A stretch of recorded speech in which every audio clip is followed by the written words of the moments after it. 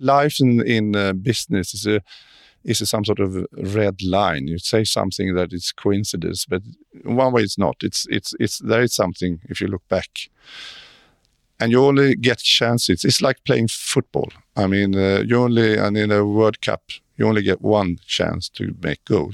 If you don't make the goal, you can lose. So you have to take these chances when they come up.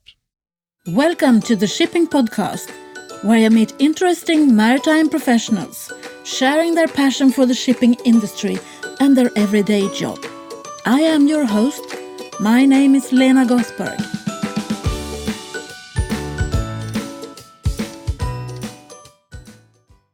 Hello, Shipping Podcast lovers. Welcome to the 117th episode of the Shipping Podcast. In April 2019, there was a press release about the new shipping company being formed in Sweden, Wallenius SOL. It's a joint shipping company owned by Wallenius Lines and Swedish Orient Line, that is SOL. As you will hear in this interview, the news struck like lightning. No one knew about it, and for us who are active in the Swedish maritime community, it was good news that someone believes in Sweden as a maritime country and wants to start new business here again. In this episode, which was recorded on June the 12th, you will be meeting Michael Kjellberg, the owner of the Swedish Orient Line, SOL, who is the most kind and generous man, but maybe a dark horse to people in our maritime community. I will not keep you any longer. This is Michael Kjellberg. Welcome to the Shipping Podcast. Could you please introduce yourself?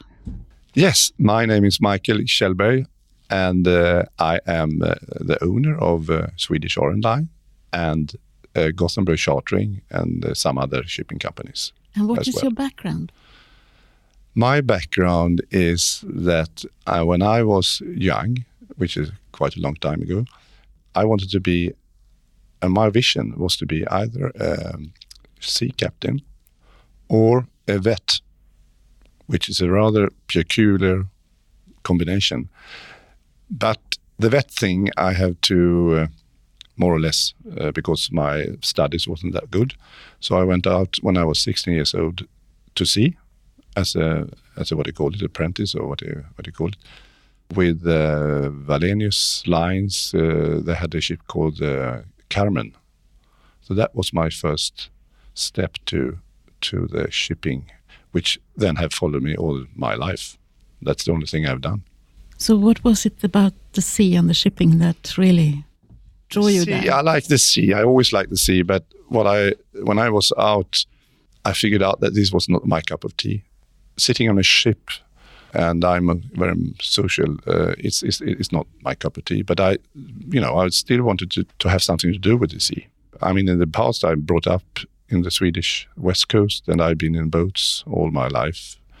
I could more or less steer a boat before I could walk, more or less. So that was my passion. So I came back from this trip, which I think I was out one and a half year. And it was fantastic because we went from Antwerp over to Brazil, up to the Amazon River, and then up to States. And then we were going back and forward between States and Japan.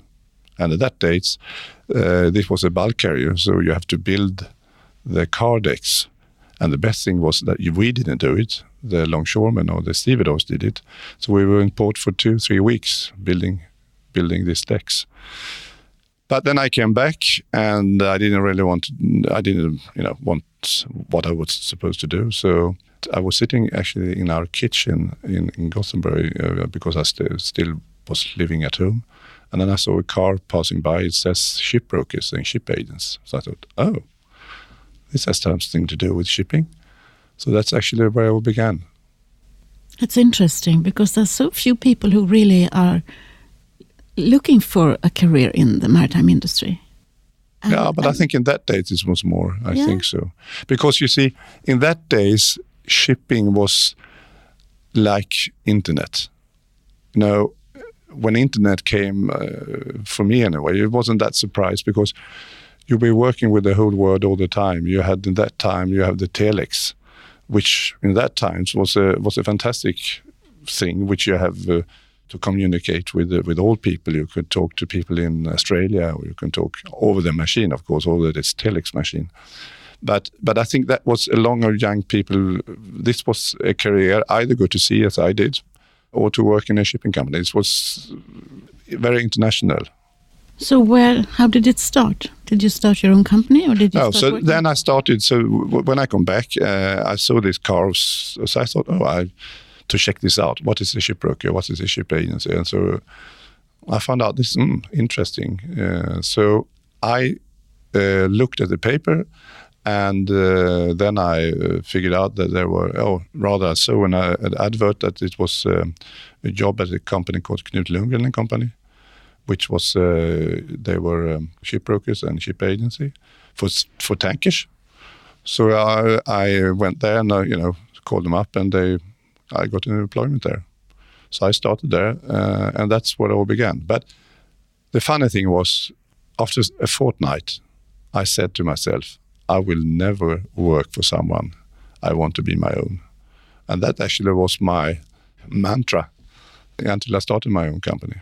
But of course, that took a couple of years. So I was working for different. So I was working then in Knut Lundgren Company, which was fantastic. I was there for I think 3 years, and then I went over to England and worked for actually a forwarding company. Then I went back, and then started with a company called the Trefraktkontoret, Wood Chartering Office. And then I came into the forest industry, which I've been working very much since then.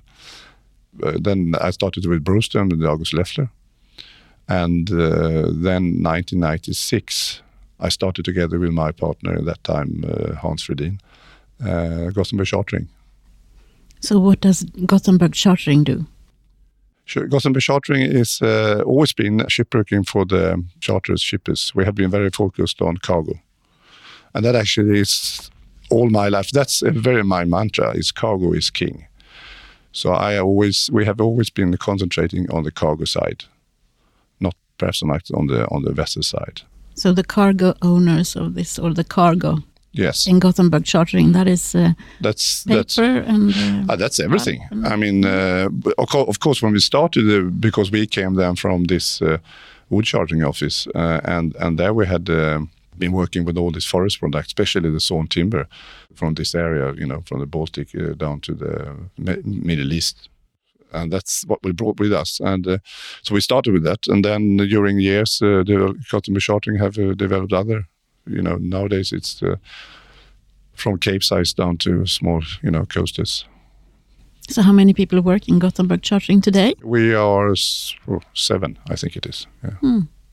Interesting. So that's actually, Gothenburg Chartering is an embryo to all what I'm doing, have today. So that day I started Gothenburg Chartering, and at that day the share capital was 50,000 crowns.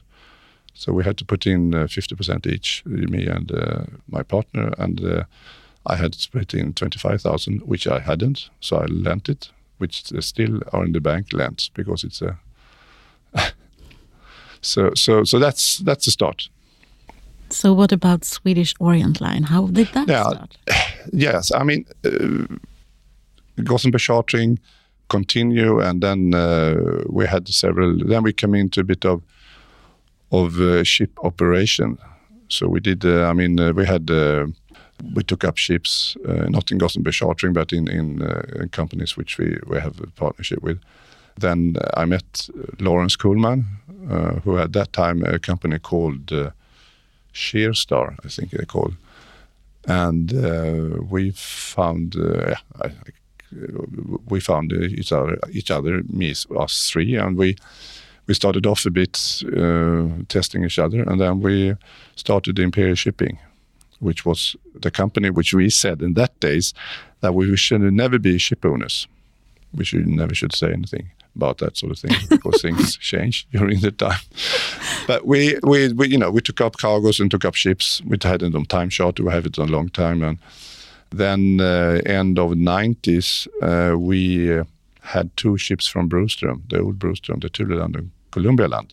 And we had the one on a long-term charter and one on a commercial basis.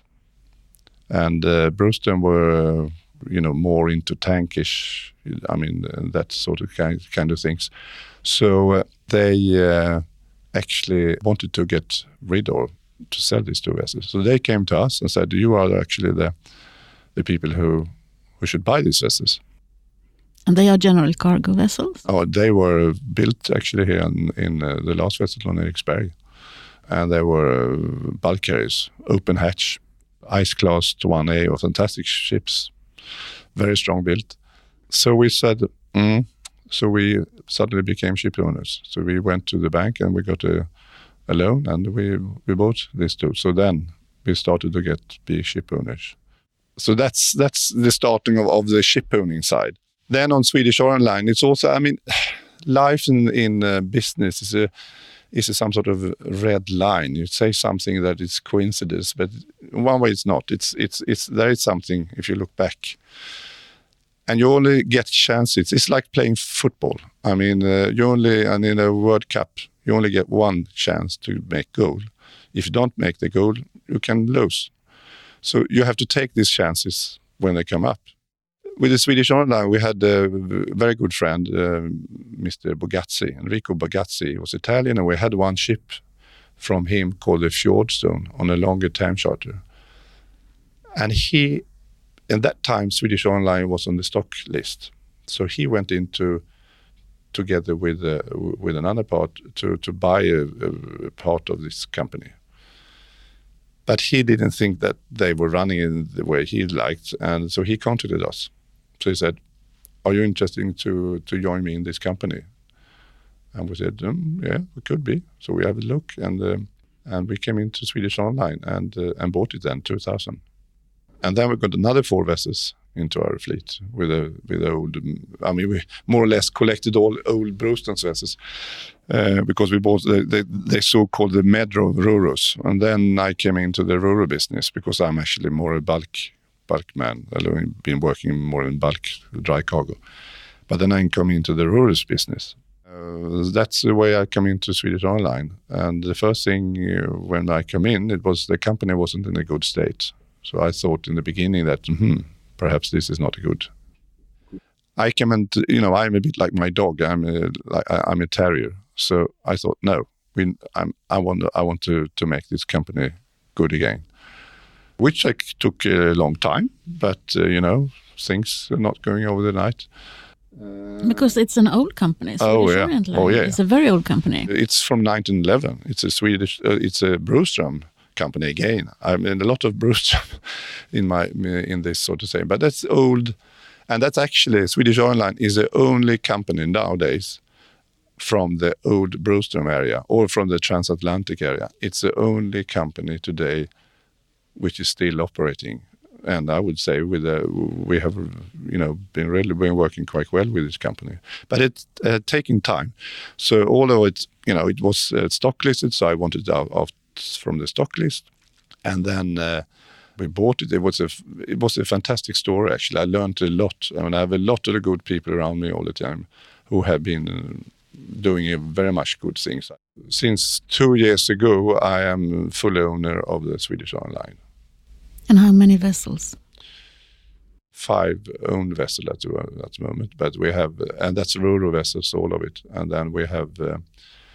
We operate, I would say, about 10, 12 Roro vessels into our system, and then we operate bulk carriers or multi-purpose. We operate about various between 4 and 10. We owned quite a lot of ships here before 2009. So we bought bulk carriers. We had owned, but in that time we had 10 different. We bought and sold quite a lot during this historic period, which ended 2009. So we have had a lot of ships, but we have more been focused on the cargo, as I said in the beginning. So therefore we use we get the cargo first and then we get the ship. Not a lot of ship owners like to be ship owners and owning ship without cargo. We have seen quite a lot of that, but we are. I'm the other one. I'm the other one who looking at another side. That's. I think that's perhaps a bit of our why we're still there. And I believe you have some. It's the people on board that are in charge of what's happening on board. I mean, how do you? You mean the people running the company? Yeah. Nowadays, since 5 years ago or 4 years ago, I stepped down as a CEO, and Ragnar Johansson took over on Swedish Orient Line in Gothenburg Chartering. Now Christian Bratz is in charge of it. So, I mean, all companies are. If you're going back 20 years, they are not the same at all. It's totally different and run by very good people. I usually say I want to employ people who is better than I am, because otherwise I could do everything myself, which I can't. So I think that's one good thing to do. And now you are embarking on a new exciting. Yes. So now I'm in the end of my, so to say, business life or business career. I don't know what to say, but anyway, I've done the biggest deal I ever done, and that's actually, I would say, it's my people around me. They have been doing this. Of course, I'm behind, but they have been doing a fantastic project, and the most fantastic thing is that I went out. As I told you, when I was 16 on CARMEN for the Wallenius Line, and 50 years later, I'm doing a company together with them in a 50% partnership.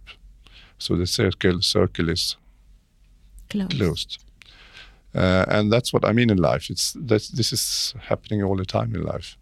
So yes, we are doing this fantastic project. We have formed a company together with Wallenius, and which is called Wallenius SOL, and that will be a daughter company to Swedish Orient Line and of course Wallenius, and we own 50%, and we have then made with the forest industry the three first companies which we have been dealing with during this time when we have discussed this, a 10 years contract to move their paper and pulp and their products from here in north of Europe. And it has been fantastic. It's fantastic in that way that no one known anything about it. And that, I think, shows that we have a very good team. Very good people within our company. A lot of people here, not a lot, but we have been quite open in our organization about this. But everyone has been quiet, and I'm very proud of that. So when we went out, everything was settled. So we have fixed the contracts with our suppliers or charterers, shippers. We have fixed financing. We have fixed the Wallenius and the company we formed together, and we have fixed the vessels with the shipyard. So when we went out, everything was done. It was not, a lot of these things. It's a letter of intent there, and a letter of intent there. Everything is done. It's closed. It's done. And this is that we're going to build 4. We have signed for the contracts for building 4 big ro-ro vessels of 30,000 tons, 240 meters long, 36 meters beam, and with dual LNG power. So I think they are the world's biggest ice-class vessel will be when they are built. So this is something which is fantastic. Yeah, it's so great, and And this is all comes from to the forest industry. We have been working very much close to them, and now we're looking. Now we have been going out to other people who we want on board, because now everyone knows it. Before we didn't know. We're a very close team, because it's with the competitors and so forth. It's good to have it like this. It's great. Congratulations. Thank you. It makes me happy. Yeah. Just standing on the sideline and saying, wow. Yeah. No, it's a first, many years ago, it's a ship owning company in Sweden. And if you want, I mean, it's all ships are going to fly the Swedish flag, which I think in this it's a more industrial project. It's as it's so long.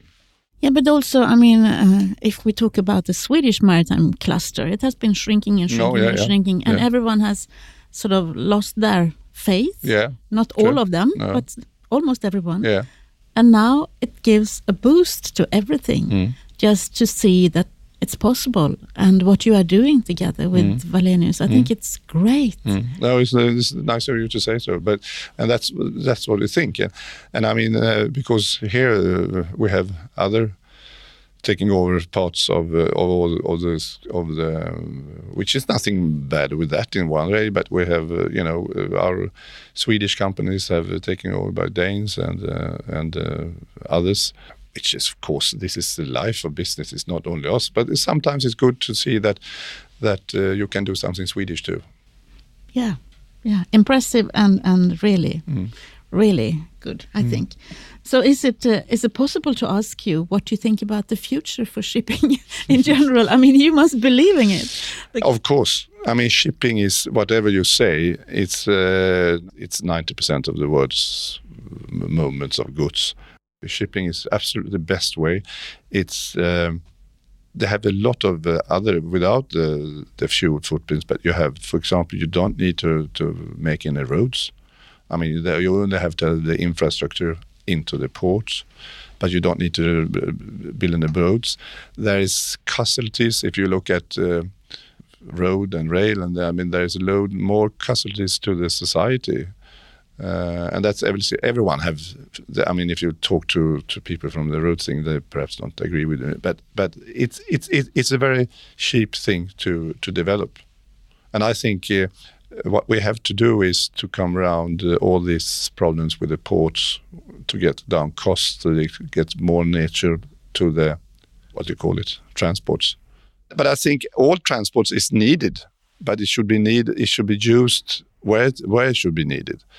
For example, we have one example. We were looking at to take down house models from Piteå down to Malmö, and the factory is lying in the port of Piteå, and we have ships, and we only load. We only want to have some extra costs to do this, but that killed the business because the ports, especially up in north, they wanted such a big use, so it was cheaper for them to take them by truck down from Piteå down to south of Sweden, and you can consider you have to have these cars back and front. There is a lot of things in this sort of matter. I think all kinds of transport is needed, but they should be used where it should be used. Yeah, because there is substitutes from the government on different part of it. Yeah, I don't know what's a substitute, but of course it's easier to drive into a lorry to there's no harbor use, nothing. They just go into this factory and load it. But when you're coming with a ship, you have to pay to enter the port, and of course in one way that you have to look at it in a more wider view, because that's obviously a political thing. If the ports should be paid by us, the users, or it's more a national thing, like the roads and everything, that there should be some sort of similarity. I'm out in a very much heat, but this is obviously, if you talk to other transport people in the rail and road, they obviously have other ideas. But I think it's nothing contradictory. I think you can work together, and I think you should be using it as where it's going to be used. I think that's the best thing, and I think that's where the success will be. How can we make the shipping industry more visible to the general public? I think shipping has been in the past reckoned, right or wrong, but a bit of shady business. I think you have to be more transparent to the community. And, in the past, they different, shipping companies is owned here and there, and crews were not paid in the way they were. But this has changed, and the problem is I think people still think it's like this. I would say, not nagging on the road, but I think a lorry driver today has the worse standard than people on board the ship, because there's so much controls, and they are paid. It's very rare up in this part of the world, in a way, that you see ships with people who's not paid and behaved in a labor way, so to say. But how can we convey that to the general public, that we are not like what they think we are? It's difficult. Yeah. But I think you have to be more active on this. I think our Swedish ship owners, which I think they're doing quite well now. But I think not only them. I think our neighbors in the Nordic countries, the European. But we contribute so much to society. So I think we should, or some people say we do that, but no one sees us because of that. I think everyone thinks it's for granted, and it's not many people knowing about shipping. But on the other hand, we need to attract the young people to our industry. We have such a cool industry, and no one knows that they can work here. No, but I think there is actually in Sweden this. They had a little bit of applies for this shipping and logistic in Chalmers. They have a bit of downtown. Now they changed the name, and they got a bit more people to attract it. But that's, I think, all when we have that sort of peak in everything, in trade and everything at the moment. Youngsters seem to do other things. They don't want to study, and I didn't want to study myself, by the way. But I think here people studying on this shipping and logistic, all of them, I think, more or less get jobs. Yeah, but they have then already decided to do that. Yeah. But then, of course, company like us, there is not many. I mean, there's a lot of agents, there's a lot of this, container people, and they're shipping too. But I mean, it's not so many shipbrokers. I don't know. In Gothenburg, there is Gothenburg Chartering, and there is a couple of others in Stockholm. But so that sort of part of business is gone. But on the other hand, everything getting bigger and bigger, and I think you have the same sort of development in others, like a shipping town like London, for example. I mean, there is less and less shipbrokers as well. But I have no answer to how to be more attractive. Because one thing which was attractive in ones which I started off is this international thing, and that's gone, because everyone is international today. Everyone can go abroad. Every youngsters have been in more or less around the world when they are 25. And a lot of business is international, so that sort of attraction is gone. So there have to be people who like ships. We have a magazine here in Sweden called Båtologen, which I read every time. I get that 4 or 5 times a year. It's the best paper. It's only ships in pictures and yes, articles. Yes, it's ships. No, I actually said to my former partner that if we put all the money we have, because it's gone back and forward, in shipping. But if you put some of the money into real estate and just giving up shipping, we have been very rich. And I said, yes, but we had a very, very boring life. Probably. Yeah. So who do you think I should interview the next? Who would you be interested in listening to? Oh, that was a good question. I mean, I'm that old now, so I know I'm more interested in people who have done a lot. One I like, it was my first boss, but I don't know how it was but it was Sture Svanström. I've met his son. Yeah, but that's good. I think you have more or less, it should be some politicians, which you most probably already have our new transport minister. That should be interesting. That's what I would be, if you can get hold of him. The Minister of Infrastructure? Yeah, yes. Thomas Eneroth? Yes, Thomas Eneroth. I think because he have been very positive to this, and see that sort of view. And also perhaps if you find someone who have another view of shipping, they're also good. Did you ever have a role model growing up? Someone you looked up to that you could... Yeah, Onassis. Do in you that time. Okay. But when I was young, I read everything about him. Do you consider yourself a role model? I think so, perhaps.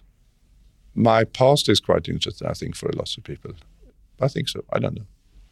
I think you are. I just wanted to know if you were aware.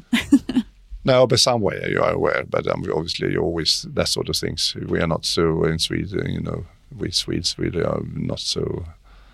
But that's also one thing you say. It's quite funny because if you say my story to tell someone here in Sweden, okay, it's good.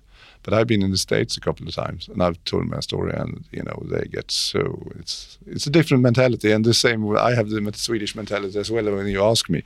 So I think that's our mentality, not to be too you should always be lutter. Okay, best of luck with the new company. Thank you. And thank you for taking the time to speak to me. Thank you so much. It's been so a pleasure to be here with you. Thank you, Michael. It was a pleasure to spend some time in your office and hear the long story about your career, and also to see some of your colleagues again as well. I am currently on holiday, but that gives me time to reflect a bit on this so-called hobby of mine. The episodes that most people have listened to has been downloaded more than 2,200 times. I usually say that to my guests, that the hour or so that you spend with me will be well spent. More than 2,000 people in 165 plus countries will listen to you. Or if my guests are nervous, I don't speak at all about the downloads. Then I just try to make the experience of being interviewed in a podcast as enjoyable as possible. But the fact that I've been doing this for 4 years now, it's enriching for me, and I think it is for the entire industry as well. It's a new world out there.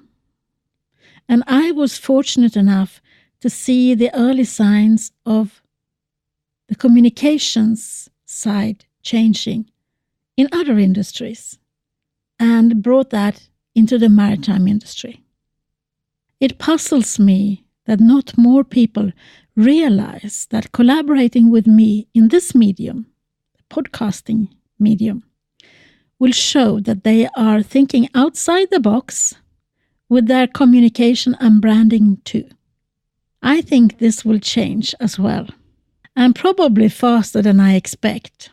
So I think I will go back to my holiday and plan for an interesting autumn. So, until the next time, from me to you, over and out. Thank you for listening to the Shipping Podcast. Don't forget to tell everyone that you meet that there is a shipping podcast available, and that they should download it and listen to the maritime professionals who are sharing their passion for the shipping industry.